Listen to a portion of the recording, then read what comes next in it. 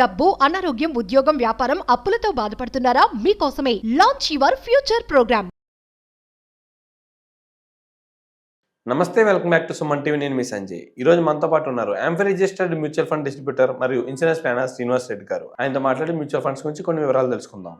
నమస్తే సార్. నమస్తే సంజయ్. సార్, మనం ఎస్ఐపి గురించే మాట్లాడుకుంటున్నాం. ఇప్పుడు మాట్లాడుకున్నా సరే అలాగని కాదు, ఎవరు చెప్పిన ఎస్ఐపి అంటున్నారు. ఈ లంసం అనేది బెస్ట్ అంటారా, ఎస్ఐపి అనేది బెస్ట్ అంటారా? అసలు ఎస్ఐపి మాట్లాడడానికి గల కారణం ఏంటి, లంసంని అసలు పట్టించుకోకపోవడానికి కారణం ఏంటంటారు మీరు? మ్యూచువల్ ఫండ్ సహీ అని నీకు ఒక యాడ్ రన్ అవుతూ ఉంటుంది. అవును సార్. దానికన్నా ముందు ఎస్ఐపి సహీ అని ఒక యాడ్ రన్ అవుతుంది అందరి దగ్గర. అంటే ఎస్ఐపి ఎందుకు చెప్తారు అంటే నీకు కన్వీనియంట్. ప్రతి నెల నీకు శాలరీ వస్తుంది, సమ్ అమౌంట్ని తీసుకెళ్ళి సిస్టమేటిక్గా ఒక ఇన్స్ట్రుమెంట్లో ఇన్వెస్ట్ చేస్తున్నావు. దానికోసం పెట్టిన ఏర్పాటు ఎస్ఐపి. ఓకే. చాలామంది వాళ్ళు ఏమనుకుంటారంటే ఎస్ఐపి గురించి అవేర్నెస్ ఏ విధంగా ఉందంటే, మ్యూచువల్ ఫండ్లో వద్దు, మ్యూచువల్ ఫండ్లో ఇన్వెస్ట్ చేయను, స్టాక్ మార్కెట్ చాలా ఇబ్బందిగా ఉంటుంది, రేపు ఎప్పుడన్నా మార్కెట్ ఇబ్బంది అయితే కనుక ఇబ్బంది అవుతుంది, కానీ ఎస్ఐపిలో నేను ఇన్వెస్ట్ చేస్తా అంటారు. అది అయ్యో, ఆ విధంగా ఎస్ఐపి పాపులర్ అయింది. జస్ట్ 2 minutes బ్యాక్, ఒక 2 days బ్యాక్ ఒక పర్సన్తో వేరే విషయం గురించి, యుఎస్లో ఉంటారు అమ్మాయి, 2 yearsగా జాబ్ చేస్తుంది, అమ్మాయితో మాట్లాడుతుంది. సార్ మ్యూచువల్ ఫండ్ అంటున్నారు కానీ మ్యూచువల్ ఫండ్ వద్దు, కానీ ఎస్ఐపి అదేదో ఉంటుందంట కదా, దాంట్లో ఇన్వెస్ట్ చేద్దాం సార్. నేను నెలకు ఒక 1 lakh ఇన్వెస్ట్ చేయగలుగుతాను, ఎస్ఐపిలో ఇన్వెస్ట్ చేద్దాం, మ్యూచువల్ ఫండ్ వద్దు సార్ అంట. అయ్యో, అట్లా ఉంది పరిస్థితి. అంటే ఎస్ఐపి ఎందుకు ఇది చేస్తామంటే, మీకు అలవాటు చేయడం కోసం ఎస్ఐపి అని మాట్లాడతాం. ఆల్టర్నేటివ్ మీరు ఎక్కడో ఇన్వెస్ట్ చేస్తున్నారు, గోల్డ్లో ఇన్వెస్ట్ చేస్తున్నారా, లేకపోతే ఇన్సూరెన్స్ ప్లాన్స్లో ఇన్వెస్ట్ చేస్తున్నారా, లేదా ఇంకొక వేరే అసెట్ క్లాస్లో ఎక్కడైనా ఇన్వెస్ట్ చేస్తున్నారా, అలాంటి వాళ్ళందరినీ ఇటువైపు తీసుకురావడానికి ఎస్ఐపి అనేది చాలా బాగా ఉపయోగపడుతుంది. ఎందుకంటే చిన్న అమౌంట్స్ దాంట్లో ఇన్వెస్ట్ చేస్తే కూడా ఒక డౌన్ ద లైన్ ఒక 2-3 years తర్వాత అతనికి అర్థమవుతుంది అసలు దీంట్లో ఉన్న రిస్క్ ఏంటి, వాలటైలిటీ అడ్వాంటేజ్ ఏంటి, ఇవన్నీ అర్థమవుతాయి. అతనికి అర్థమైతే లాంగ్ టర్మ్ కంటిన్యూ చేయగలుగుతాడు.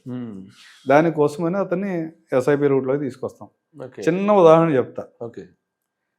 నా దగ్గర అంటే జనరల్గా మేము ఇన్సూరెన్స్ ప్లాన్స్ కూడా సెల్ చేస్తాం.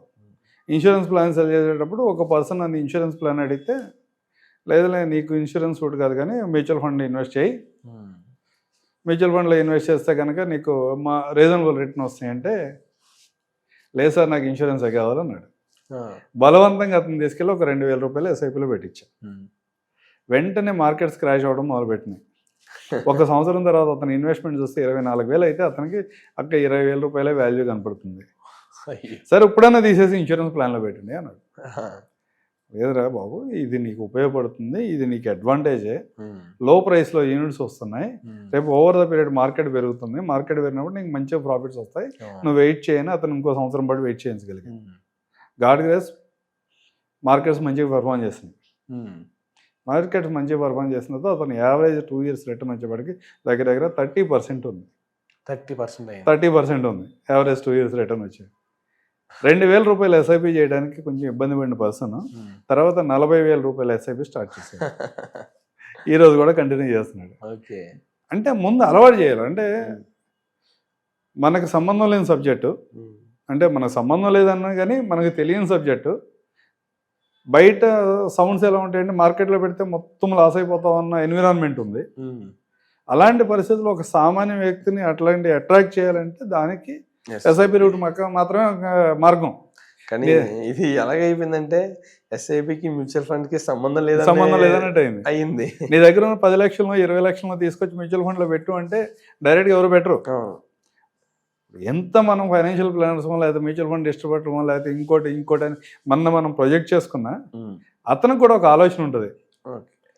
అతను హార్డ్ ఎర్న్ మనీ, అతను కొన్ని భయాలు ఉంటాయి, వాటిని భయాలను వాళ్ళందరూ వాళ్ళు పోగొట్టుకున్నప్పుడు మాత్రమే మన దగ్గర ఇన్వెస్ట్ మనం చెప్పింది వినగలుగుతారు. ఆ రూట్లో మాట్లాడినప్పుడు వాళ్ళకి అలవాటు చేయడం కోసం ఎస్ఐపి. కానీ లాంగ్ టర్మ్లో వెల్త్ క్రియేట్ చేయాలి. అవును సార్. 15 years 20 yearsలో నాకు 10 కోట్లు కావాలి, 100 crores కావాలి, లేకపోతే 1000 crores కావాలి 30-40 yearsలో అనుకునే వాళ్ళకి ఎస్ఐపితో పాటు లంప్సమ్ కూడా ఇన్వెస్ట్ చేయాల్సిందే. ఎస్ఐపి మంత్లీ ఇన్వెస్ట్ చేసుకుంటూ వెళ్తే ఒక 10,000 ఇన్వెస్ట్ చేస్తే ఈ రానికి ఎంత ఇన్వెస్ట్ చేస్తావు? ఒక 1,20,000 ఇన్వెస్ట్ చేయగలుగుతావు, అంతే కదా. అదే లక్ష రూపాయలు నీ దగ్గర ఉన్నప్పుడల్లా లక్ష దాంట్లో డిపాజిట్ చేసుకుంటూ వెళ్తే నీకు ఎస్ఐపికి యాడ్ అవ్వకుండా వస్తే చాలా వాల్యూ పెరుగుతుంది. ఉదాహరణకి ఇంతకుముందు కొన్ని వీడియోస్లో మనం మాట్లాడినప్పుడు మిడ్ స్మాల్ ఫ్లెక్సీ క్యాప్ గురించి యావరేజ్ రిటర్న్స్ మాట్లాడుకున్నాం. యావరేజ్ రిటర్న్ ఎంత ఉంది? 17% ఉంది. ఒక 10 లక్షల రూపాయలని కనుక నువ్వు ఒక 15 సంవత్సరాల పాటు ఒక 10 లక్షల రూపాయలు యావరేజ్ ఒక ఫండ్లో ఇన్వెస్ట్ చేసి 17% సిఏజీఆర్ రిటర్న్ కనుక వర్కౌట్ అయితే 15 years తర్వాత నీ 10 లక్షలు 1 crore పైన ఉంటుంది. 15 years తర్వాత 1 crore పైన ఉంటుంది. మేము ఇచ్చే ప్రొజెక్షన్ 54 లక్షలు. మేము ఎవరు కూడా లంసమ్ ఎవరైతే ఇన్వెస్ట్ చేస్తామంటారో ఏ మ్యూచువల్ ఫండ్ అడ్వైజర్ కానీ లేకపోతే ఫైనాన్షియల్ ప్లానర్ కానీ మీకు ఇచ్చే ప్రొజెక్షన్ 12% మాత్రమే, అంతకంటే ఎక్కువ ఎవరు ఇవ్వట్లేదు. కానీ యాక్చువల్ రిటర్న్స్ ఎలా ఉన్నాయంటే 19% నుంచి 25% మధ్యలో ఉన్నాయి. యావరేజ్ రిటర్న్ 19 ఉంది, హయ్యర్ సైడ్ 25% ఉంది, లోయర్ సైడ్ 17% ఉంది.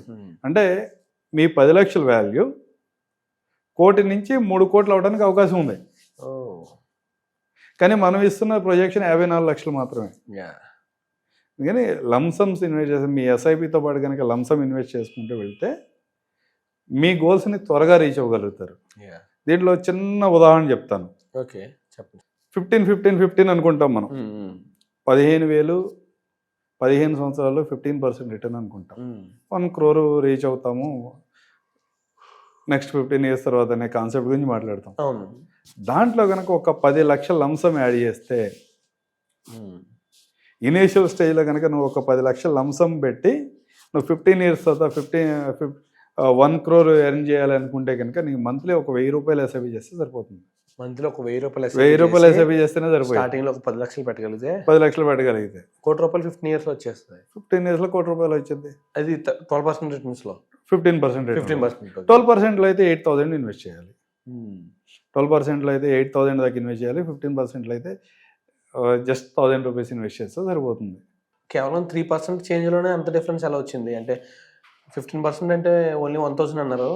12% ఓన్లీ 12% రిటర్న్స్ ఇచ్చిన 15 years లో రావాలంటే మళ్ళీ 8,000 అన్నారు. అంత డిఫరెన్స్ ఎలా వచ్చింది? అది కాంపౌండింగ్ ఎఫెక్ట్ అంటాము.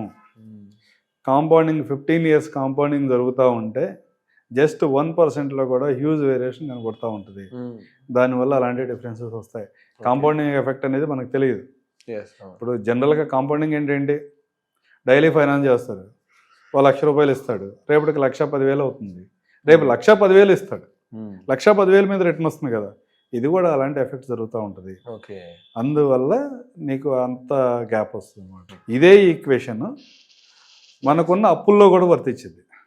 అప్పుల్లో కూడా డెట్లో కూడా ప్రతి సంవత్సరం కాంపౌండింగ్ వడ్డీ పెరుగుతూ ఉంటుంది కదా, అక్కడ కూడా వర్తించింది. కాకపోతే ఏంటంటే మనం అక్కడ ప్రొజెక్ట్ చేయరు ఎవరు, ఇక్కడ మనం ప్రొజెక్ట్ చేస్తాం కదా. తెలుసు ప్రొజెక్ట్ చేస్తే భయపడతాం కదా సార్. అంటే కానీ వాస్తవాలు అయితే తెలుసుకోవాలి.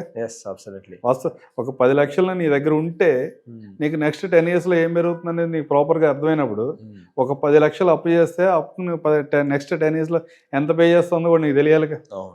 తెలియకపోతే మళ్ళీ ప్రాబ్లం. ఎందుకంటే ఎట్లాంటి ప్రాబ్లమ్స్ వస్తాయంటే ఎవరో నాబట్టి వాళ్ళు కాల్ చేసి అన్న నీకు 7%కి లోన్ అప్రూవల్ అయింది తీసేసుకో అంటాడు. ఈఎంఐస్ అన్ని క్యాలిక్యులేట్ చేసుకొని ఎవరైనా క్యాలిక్యులేట్ చేసుకుంటే దగ్గర అది 17-18% దగ్గర ఉంటుంది. నీ క్యాలిక్యులేట్ చేయడం రాలేదు అనుకో, లేకపోతే నువ్వు ఎవరిని అడగకుండా వాడు ఏదో చెప్పాడు నమ్మావు, నువ్వు అట్రాక్ట్ అయ్యి వెళ్ళిపోయావు అనుకో, ఆ బేస్గా 17% కట్టాల్సి వస్తుంది. అలాంటి సిచ్యువేషన్స్ ఏమైనా ఉన్నప్పుడు కూడా మనం వాళ్ళని ప్రాపర్గా గైడ్ చేయగలగాలి. అలాంటప్పుడు వాళ్ళకి ఉపయోగం, యాజ్ ఏ అడ్వైజర్గా మాకు కూడా కొంచెం క్రెడిబిలిటీ పెరిగింది. Thank you sir, thank you very much. Thank you Sanjay.